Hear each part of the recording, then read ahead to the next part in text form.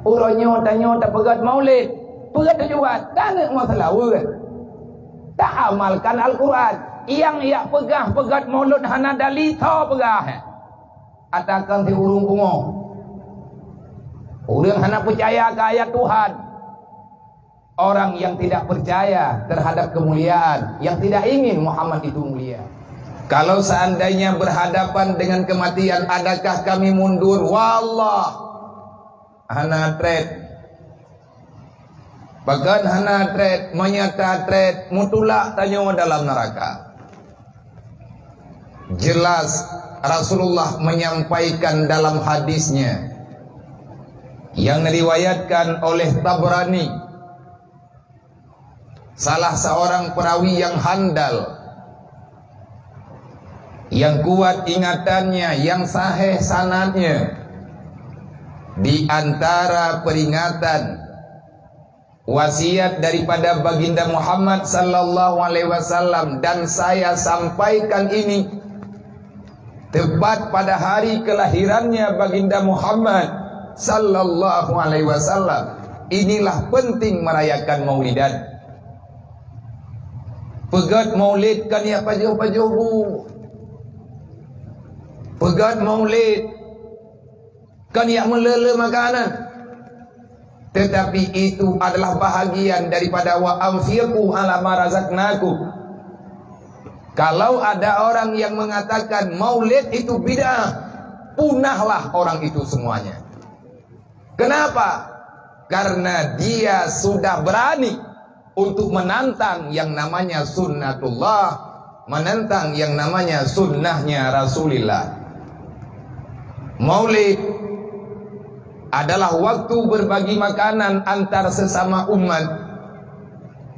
Dalam Al-Quran pun tujuan tak pegat maulid dan amalkan perintah Allah, antara lain la khaira fi kasirin min najwahu illa man amara bisadaqah au ma'rufin au islahin bainan nas. Apa yang kita harapkan? Allah nempega wa may yaf'al zalika ibtigha'a mardatillah, putra balasan Allah, fasaufa nutihi ajran azima, tak lebih dari itu. Dalam acara memperingati maulid, katanya kita dengar lantunan-lantunan ayat Al-Quran. Kita juga ingin mengamalkan ayat Al-Quran. Sakit hati tak dengar orang pahara maulid, orang bungih mana, orang bungih mendek. Tidak ada makhluk yang paling marah di saat kelahiran baginda Nabi Muhammad kecuali iblis laknatullah. Hana yang paling bungih pada malam lahir Nabi kecuali iblis. Dan orang yang menghalang-halangi untuk kita nampakkan kecintaan kita kepada baginda Nabi. Ilmu singkat aja kucok kesimpulan juga. Nya cucok iblis walaupun iblis hana perumoh. Mana beklet cerita habis. Di saat acara maulid, maka bermacam nada selawatan kita tujukan kepada baginda Muhammad.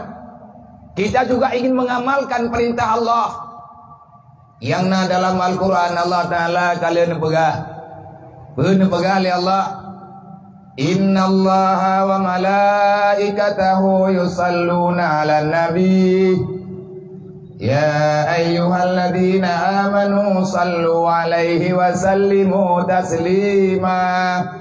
Eknan sebagai tujuan. Karena tugas kita di dunia, Allah telah mengangkat derajat martabat manusia, khalifah. Inni ja'ilun fil ardi khalifah. Apa tugas khalifah? Rasulullah memberi pemahaman siapa khalifah sebenarnya. Siapa saja yang mau berbicara tentang amar ma'ruf nahi mungkar, siapa saja yang ingin menyampaikan amar ma'ruf nahi mungkar, siapa saja yang ingin menjalankan amar ma'ruf nahi mungkar, Rasulullah menjawab dengan sabdanya, man amara bil ma'ruf wa naha 'anil munkar fahuwa khalifatullah. Allah yang pegang Al-Quran, ini ja'ilun fil ardi khalifah. Allah tujukan itu awal mulanya kepada Nabi Allah Adam alaihi salam. Dan katanya cucu Nabi Adam. Tugas tetap sama walaupun cara berbeda. Masa yang tertukar, tetapi yang jelas Nabi ini pegang berangkat tahu mantang yang peja amar ma'ruf nahi mungkar. Kamu itu adalah khalifah Allah. Allah mengangkat engkau untuk menjaga ketertiban agamanya.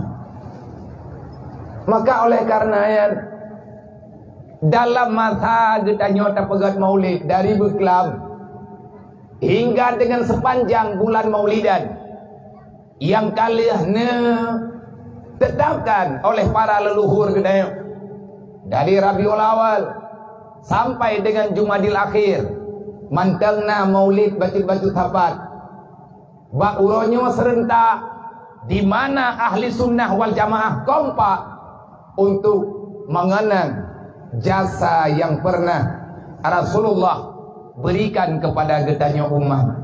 Hana lelaki siapa oleh Allah Ta'ala bak getanya, hana lelaki siapa oleh Rasulullah bak getanya umat. Tetapi Allah memberi arahan, kalau kamu beriman kepadaku, kalau kamu beriman dengan ketentuanku, kata Allah, aku arahkan, aku perintahkan kamu sallu alaihi wasallimu taslima.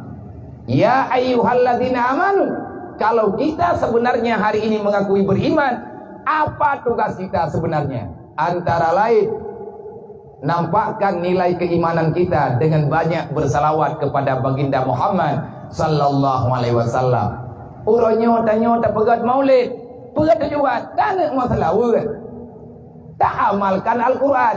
Yang ia pegat maulid hana dalita pegah. Atakan si urung pungo. Orang hana percaya ke ayat Tuhan. Orang yang tidak percaya terhadap kemuliaan, yang tidak ingin Muhammad itu mulia, maka lebih kurang demikian.